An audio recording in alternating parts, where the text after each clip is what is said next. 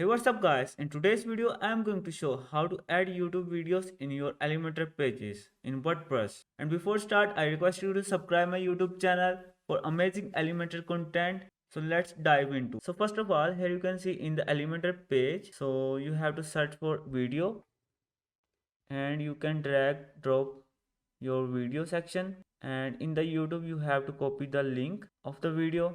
Just copy it and paste it there.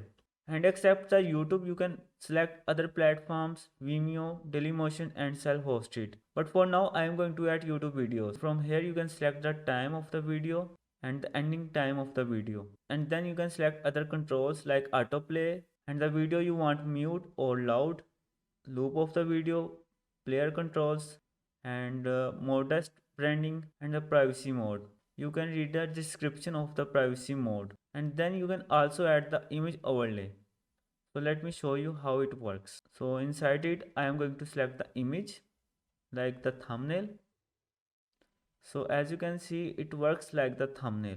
So I can also add the button from there, upload svg, icon library or the default one. So I can also put the thumbnail size, full thumbnail, custom or any other sizes. So let's save it and open the page.